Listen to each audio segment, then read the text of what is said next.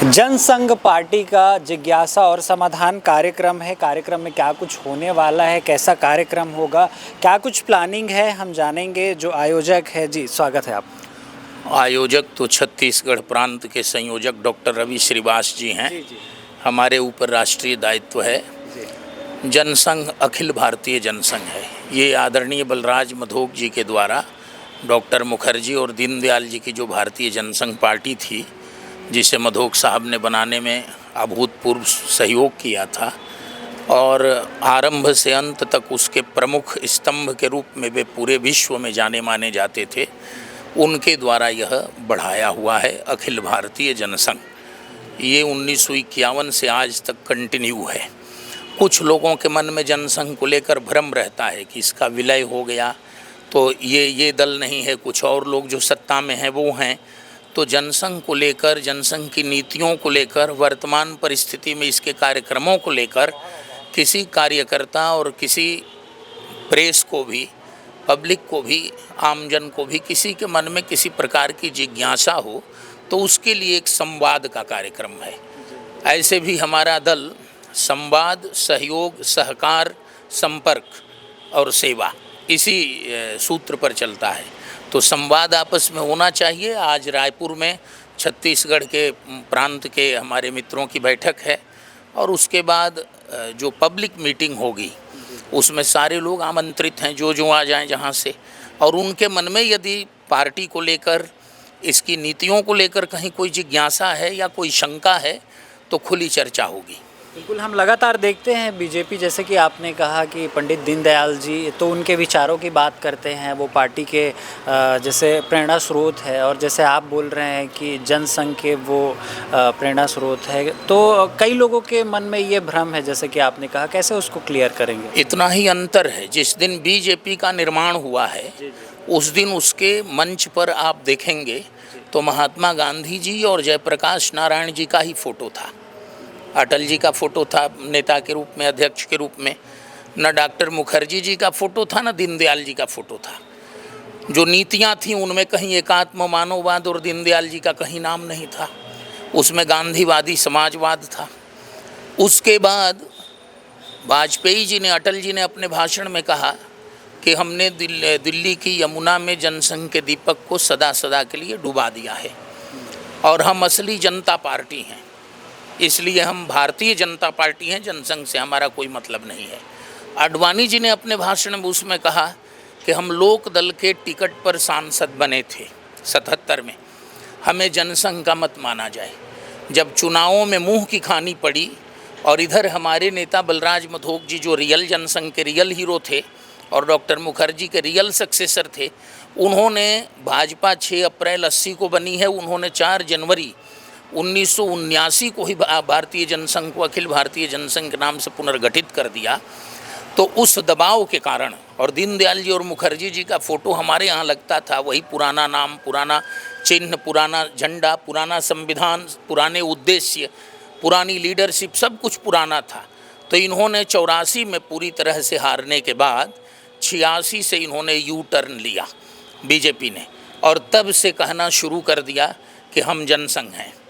अब रह गई बात कि आज की तारीख में यदि कांग्रेस के लोग भी जनसंघ की नीतियों को माने, जैसे शुरू में जो हमारी अर्थनीति थी, डॉक्टर मनमोहन सिंह ने उसे लागू किया वित्त मंत्री के रूप में, तो हमने बधाई दी कि भाई मार्केट इकोनॉमी हो गई, सबके पास आज इतना विकास दिख रहा है। अब इसको भारतीय अर्थव्यवस्था बनाना है तो हमारी नीतियों को कोई भी माने तो उसका स्वागत है। भारतीय जनता पार्टी के संस्थापक लोग कुछ दिनों तक भारतीय जनसंघ में थे, लेकिन वे ना तो जनसंघ के संस्थापक थे और ना ही जनसंघ को उन्होंने आगे बढ़ाया। जनसंघ को बीच में ही ध्वस्त करके और उन्होंने सेकुलरिज्म इत्यादि के नाम पर नेहरूवादी नीतियां अपनानी शुरू की, और उसके कारण आज स्थिति ये है कि भारतीय जनता पार्टी का पूरी तरह से कांग्रेसीकरण हो गया है। अब वे झूठ बोलते हैं। अभी वे अपना 46वां 47वां स्थापना दिवस मना रहे थे 6 अप्रैल को, इधर वो अपने को जनसंघ भी बताते हैं। तो 2 स्थापना दिवस उनके कैसे हो गए? एक ही जन्म में 2 अवतार उन्होंने लिए हैं क्या? जनसंघ जो है उसका भी स्थापना दिवस मनाना और अपने को बताना कि हम वो भी हैं और ये भी हैं, तो क्या कारण पड़ा कि आपके 2 स्थापना दिवस हो गए? कोई कहे कि मेरे 2 पिता हो गए, तो क्या कारण है? आप भगवान कृष्ण नहीं न हैं? तो ये स्थिति है। उनकी स्थिति अपने आप में उनकी कहानी कह देती है, चूँकि उनके पास बहुत विशाल संगठन तंत्र है, उनके पास सत्ता तंत्र है, उनके पास समृद्ध तंत्र है, और इसलिए वो एक झूठ को 100 बार बोलकर सत्य बना देते हैं। हमारे पास, हमारे नेता बलराज जी के पास भी कुछ नहीं था, लेकिन फिर भी हमारे पास बीज है। बलराज जी ने पहली बार राम जन्मभूमि का मुद्दा उठाया संसद में 1961 में, विश्व हिंदू परिषद भी 1964 में बनी। बलराज जी ने कश्मीर का मुद्दा उठाया, डॉक्टर मुखर्जी ने उस मुद्दे पर यात्रा की, पूरे देश की ओर कश्मीर गए। उस समय के शासकों को हिल जाना पड़ा। डॉक्टर मुखर्जी का बलिदान तो हो गया, बहुत दुर्भाग्यपूर्ण हुआ, लेकिन उस एक घटना के कारण फिर किसी की मजाल नहीं थी कि 2 निशान 2 विधान 2 प्रधान लागू कर दे। तो देश को बचाने में हमारे लोगों ने साथ दिया है, और सत्ता सुविधा को ठोकर मारकर हम देश की सेवा कर रहे हैं। सारे राजनीतिक दल सत्ता के लिए, छोटे छोटे नए जो कार्यकर्ता बन रहे हैं, उनके मन में भी यही है कि हम किस प्रकार से बड़े नेता बन जाएं, बड़े शानो शौकत के साथ रहने लगें। लेकिन हमारे जो लोग हैं वो तपे तपाए हैं, उनको सत्ता और उनको समृद्धि कभी आकर्षित नहीं करती। वे माँ भारती की सेवा, भारत माता की सेवा के लिए लगे हैं, और देश के कोने कोने में हैं। आज 15 प्रांतों में हमारे साथी सक्रिय हैं, और उसमें से एक छत्तीसगढ़ भी है। छत्तीसगढ़ में आप देख ही रहे हैं, हमारे लोग सक्रिय हैं। आज फिर शाम में वहाँ बैठक है। बिल्कुल, छत्तीसगढ़ में हम जितने भी बीजेपी के बड़े कार्यक्रम में देखते हैं, अभी वर्तमान में सत्ता में भी है बीजेपी की सरकार है छत्तीसगढ़ में, जितने भी बड़े कार्यक्रम है उसकी शुरुआत माँ भारती के जो है चित्र और मुखर्जी जी और उपाध्याय जी के चित्र में पुष्प चढ़ाकर ही होती है। तो इसको आप कैसे देखते हैं? जैसे मैंने अभी कहा ना, स्थापना के समय तो नहीं था, अब तो वो 2-2 स्थापना दिवस मना रहे हैं, और उन्होंने भारतीय जनता पार्टी बनाने वाले अटल जी को वह सम्मान अब नहीं दिया है। मुखर्जी जी और दीनदयाल जी को दे रहे हैं, भारत माता के चित्र पर दे रहे हैं, वंदे मातरम कर रहे हैं। बहुत अच्छी बात है, ये सब करना भी चाहिए, मैं इसका स्वागत करता हूँ। लेकिन दीनदयाल जी जब राष्ट्रीय अध्यक्ष बने तो दीनदयाल जी ने कहा था, उस समय कई प्रदेशों में हमारे संविध सरकारें थी, संविध माने कोलिशन, मिलीजुली सरकारें थी। तो दीनदयाल जी ने कहा कि पहला काम है कि जनसंघ के लोग संविध सरकारों से अलग हो जाएं, सत्ता से अलग हो जाएं, और सेवा करें, अपने सिद्धांत निष्ठा के बल पर अपनी शक्ति को बढ़ाएं। भारतीय जनता पार्टी में ये साहस है, वो सत्ता छोड़ सकती है।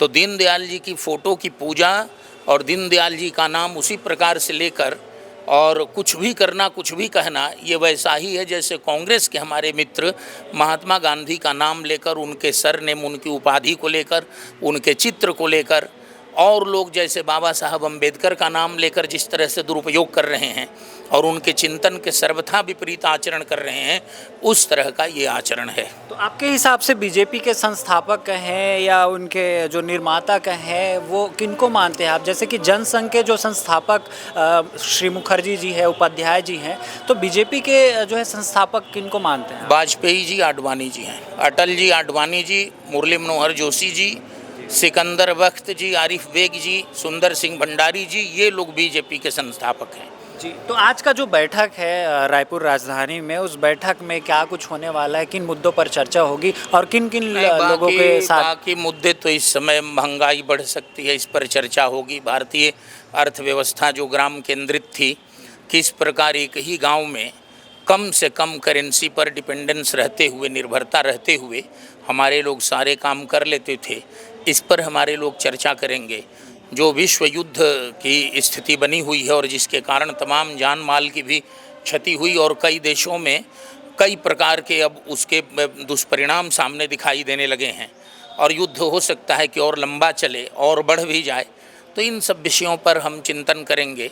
देश के भीतर जो है आंतरिक सुरक्षा को लेकर जिस प्रकार और कई प्रकार के जिहाद हैं, जैसे अभी अमरावती वाला मामला आया, नासिक वाला आया, कहीं भी वर्क प्लेस में भी हमारी बेटियों की प्रतिष्ठा सुरक्षित नहीं है, उनकी जान सुरक्षित नहीं है, और इस प्रकार से ये जो एक सामाजिक दायरे के अंदर असामाजिकता बढ़ रही है, इस पर हम काफ़ी चिंतित हैं। जो हमारा एक्सटर्नल जो बॉर्डर है, उस पर जो चीन से खतरा लगातार बना हुआ है, बार बार अमेरिका धमकी दे रहा है कि तेल वहाँ से मत लो, यहाँ से लो, ये करो, इन सब विषयों पर व्यापक चर्चा होगी। यदि किसी के मन में कोई शंका होगी तो उसका समाधान करने की कोशिश की जाएगी। वर्तमान परिस्थितियों में भारत की राजनीति कैसी होनी चाहिए, अर्थनीति कैसी होनी चाहिए, समाज में किस प्रकार का विचार होना चाहिए, इन विषयों पर हम चर्चा करेंगे छत्तीसगढ़ के अपने मित्रों के साथ। जी, मुख्य वक्ता होने के नाते छत्तीसगढ़ के अलावा अन्य राज्यों में भी क्या जो है जनसंघ पार्टी अपने जो है दायरा बढ़ाने का प्रयास करेगी, या कार्यकर्ता को जोड़ने के लिए क्या कुछ रणनीति, कुछ प्लान है आपके पास? जनसंघ के कार्यकर्ता अभी 15 प्रदेशों में कार्यरत हैं और उसमें 9 प्रदेशों में अधिक सक्रिय हैं। जैसे अभी बीजेपी और कांग्रेस गांव-गांव, गली-गली, घर-घर जा रहे हैं, उस प्रकार से कुछ रणनीति या कुछ प्लान जनसंघ का? हमारे पास वो पुराना हमारा काम है। हमारे काम को लोग नोटिस इसलिए नहीं ले रहे हैं, एक तो बीजेपी का दबाव है कि कहीं जनसंघ दिखे नहीं। बीजेपी और उनके समर्थक नहीं चाहते कि जनसंघ दिखे, इसलिए उनका कोई बड़ा नेता, कोई ताकतवर नेता, कद्दावर नेता जब बीजेपी छोड़ता है, सिद्धांत निष्ठा होती तो हमारे यहाँ आता, तो कोई सिद्धांत निष्ठा नहीं है। वो कहाँ जाता है आप जानते हैं, दूसरे दलों में जाता है। और दूसरे दलों के नेता जब छोड़ते हैं तो बीजेपी में आते हैं। उनके लिए कहीं कोई दरवाजे बंद नहीं हुए कभी, जाने में भी आने में भी।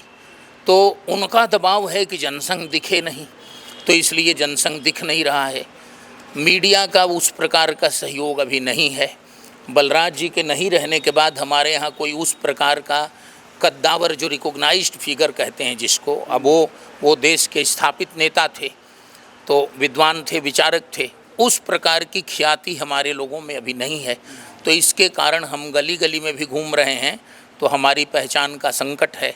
यद्यपि हम काम 1979 से लगातार कर रहे हैं, चुनाव लगातार लड़ रहे हैं, ऐसा भी नहीं है। यहाँ पूछा गया प्रेस के मित्रों से द्वारा कि आप अभी क्या मनभेद हो गया, न मनभेद है न मतभेद है। हम प्रजातंत्र में विकल्प जमीन पर बनना चाहिए, तो उस विकल्प को बनाने की प्रक्रिया में हम हैं और वो प्रक्रिया हमारी निरंतर चल रही है। हो सकता है हम भी सफल ना हो, आगे आने वाली पीढ़ी सफल होगी, लेकिन जिस प्रकार की अब व्यवस्था है, जिस प्रकार की अराजकता राजनीति के क्षेत्र में है और जिस प्रकार अयोग्य लोगों को आगे बढ़ाया जा रहा है, योग्य लोग हाशिए पर हैं, चाहे वो जिस जाति के हों, जिस परिवार के हों। ये भी मैं कहता हूँ, मैं भी जातिवाद से ही यदि सत्ता मिलनी है तो जातिवाद करो, लेकिन हर जातियों में अच्छे लोग हैं, हर परिवारों में अच्छे लोग हैं। लेकिन क्यों गड़बड़ व्यक्ति जो बढ़िया से बजट पढ़ नहीं सकता वो वित्त मंत्री बन रहा है राज्यों में, जो बढ़िया से कृषि के बारे में नहीं जानता वो कृषि मंत्री बन रहा है, तो देश कहाँ जाएगा? इसलिए जो सब जगह से कमीशन खोरी करने का उस्ताद है वो स्वास्थ्य मंत्री बन रहा है। तो इन विषयों पर हमारी चिंता है। हम चाहते हैं कि अच्छे लोग उभर कर सामने आएँ।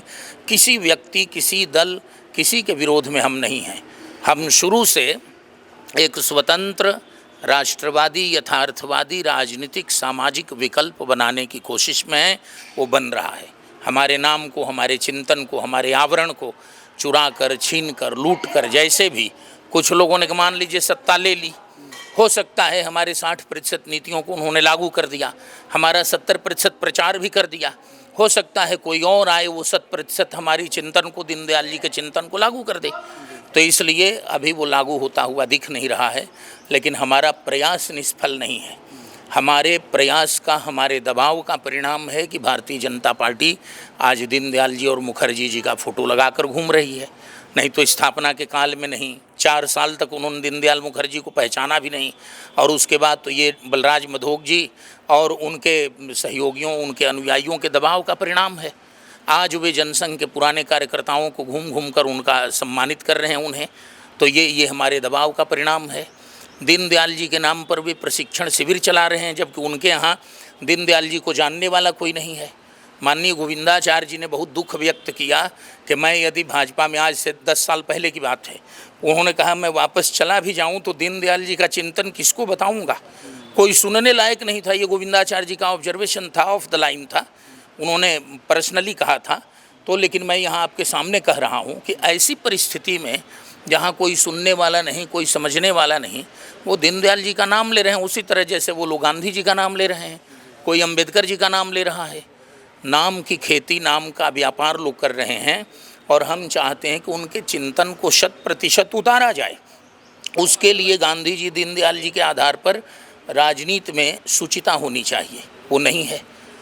पैसे के बल पर पॉलिटिक्स हो रही है, पैसे का ही मुख्य अर्थ केंद्रित राजनीति हो गई, जबकि प्रजा केंद्रित मत केंद्रित राजनीति होनी चाहिए।